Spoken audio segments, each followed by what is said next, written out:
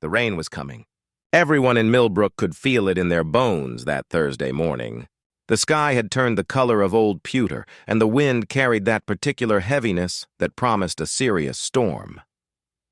Marcus Webb stood in his driveway, loading his truck with tools.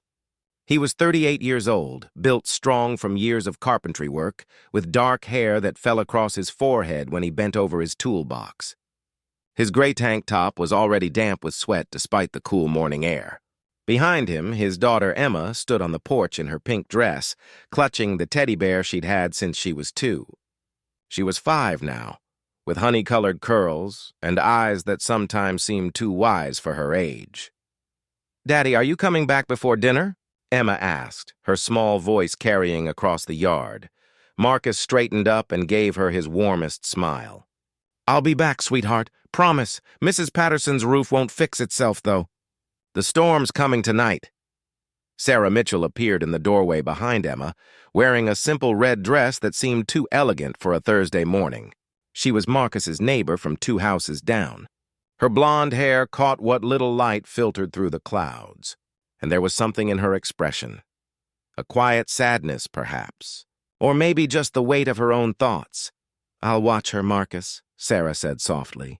"Take your time," Marcus nodded his thanks. Sarah had been helping with Emma ever since Marcus's wife, Jennifer, had passed away 2 years ago. Cancer. The word still hit him like a hammer some mornings. Sarah never asked for anything in return, never made him feel like he owed her. She just showed up, brought casseroles, read to Emma, sat in comfortable silence on difficult days. He'd learned bits and pieces about Sarah over time. She'd lost her husband young, never had children of her own.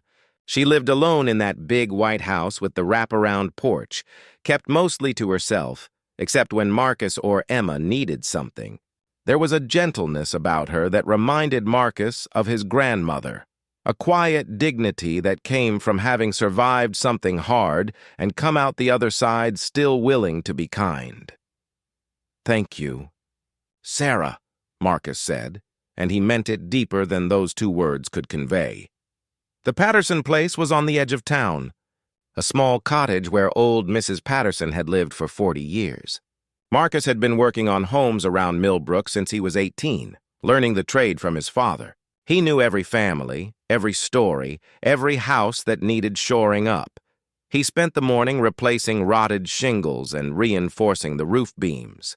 The wind picked up around noon, sending leaves spiraling across the yard. Mrs. Patterson brought him lemonade and thanked him 3 times, pressing payment into his hand that he knew was more than she could afford. "You're a good man." "Marcus Webb," she said, her papery hand patting his arm. "Your father would be proud." That sentence stayed with him as he drove home through the darkening afternoon. His father had taught him that a man's worth wasn't in his bank account, but in what he did when nobody was watching, how he treated people who couldn't do anything for him in return. When Marcus pulled into his driveway, he noticed something immediately wrong. Sarah's roof. The corner section above her porch was sagging badly, several shingles hanging loose and flapping in the wind. How had he never noticed that before? He found Sarah and Emma in his kitchen, sitting at the table with coloring books spread between them. Emma's face lit up when she saw him. "Daddy! Look, I colored a horse." Marcus examined the picture with appropriate seriousness. "That's beautiful, honey. Best horse I've ever seen." He looked at Sarah. "Your roof. The west corner. When did that happen?" Sarah's expression didn't change, but something flickered in her eyes. "Oh, it's been like that for a while." "It's fine, Sarah." Marcus kept his voice gentle but firm.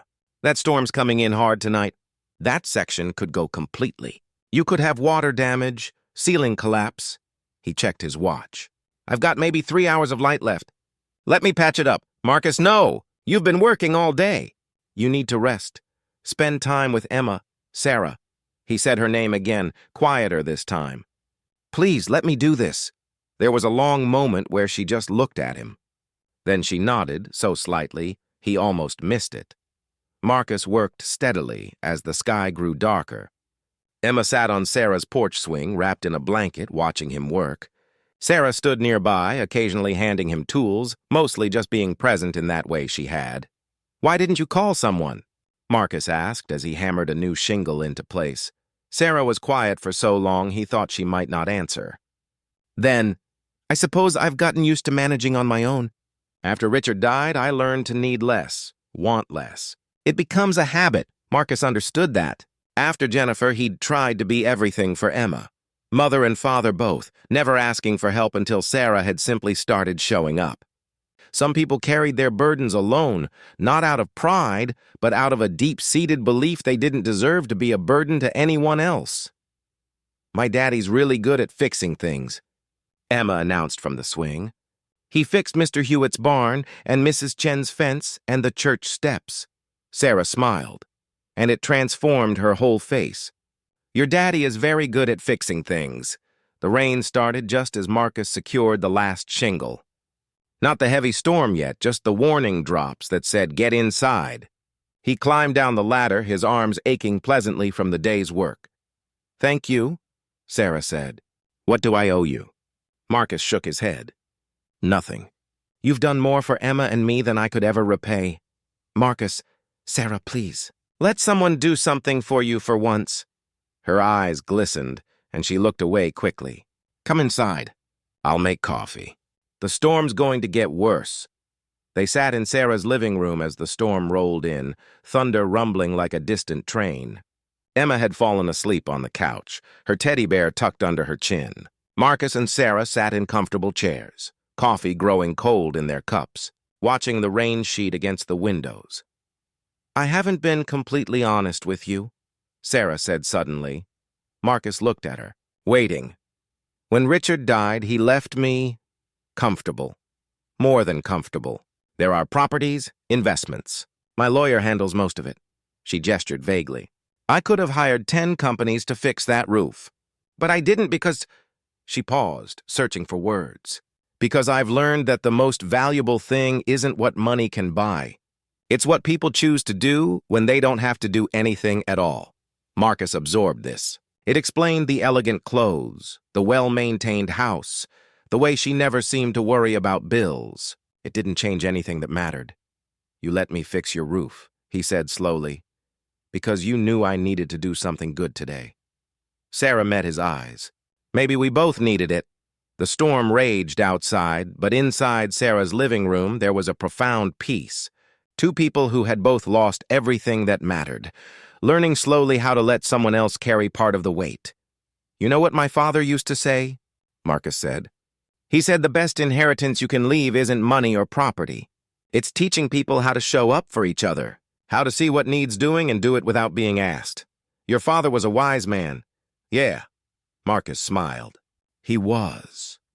They sat together in the comfortable silence of people who understood that some of life's most important conversations happened in the spaces between words. Outside, the storm cleaned the air, washed away the dust, prepared the ground for whatever came next. Emma stirred on the couch, and Marcus gently gathered her into his arms. Sarah walked them to the door. "Thank you, Marcus," she said, "for the roof, for seeing what I needed. Thank you for seeing what Emma and I needed long before tonight." As Marcus carried his daughter through the rain to their house, he thought about kindness, how it worked in circles, how it mattered most when it cost you something, how the people who had the least often gave the most. Sarah stood on her porch watching them go, the roof solid above her head. Sometimes healing happened in grand gestures, but more often it came in small acts of unexpected grace, a fixed roof, a shared cup of coffee, the simple knowledge that you weren't alone in the storm. The rain fell softly now, a benediction. Tomorrow would be another day of work, of raising a daughter, of slowly building a life from the pieces of what was lost.